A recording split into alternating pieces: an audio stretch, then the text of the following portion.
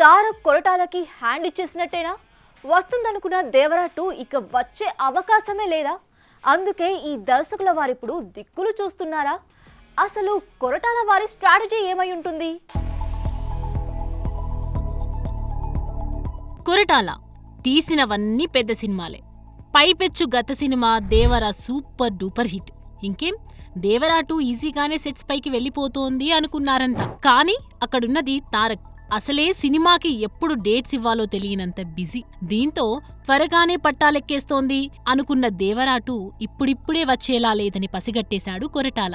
అందుకే తారక్ని నమ్ముకుంటే లాభం లేదని మరో హీరో వైపు దిక్కులు చూస్తున్నాడట కొరటాల.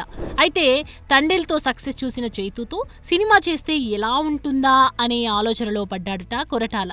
అయితే కొరటాల అడిగితే సరైన కథ చెబితే నాగచైతన్య డేట్లు ఇవ్వటం, ఎస్ అనటం పెద్ద విషయం కాదు కూడా. మరోవైపు మజిలీ వంటి సూపర్ హిట్ ఇచ్చిన శివ నిర్వాణతో సినిమా అనుకోకుండా క్యాన్సిల్ అవ్వటం, అదే ప్లేస్లో రవితేజ వచ్చి చేరటం చకచకా జరిగిపోవటంతో డిసప్పాయింట్ అయిపోయాడు చైతూ. మరి ఈ టైంలో కొరటాల కథ చెబితే కాదనే ప్రశ్నే లేదు. ఇంకోవైపు ఈ కాంబోలో సినిమా అంటే మైత్రి కూడా రెడీగా ఉందన్న టాక్ వినిపిస్తోంది. మరి చక్కర్లు కొడుతున్నట్లుగా కొరటాల చైతూతో సర్దుకుపోతాడా, లేక నీల్ సినిమా తర్వాత నెల్సన్తో కాకుండా దేవరా 2 అంటూ తారక్ మళ్లీ కొరటాల వద్దకే చేరుతాడా అన్నది కాలమే డిసైడ్ చేయాలి.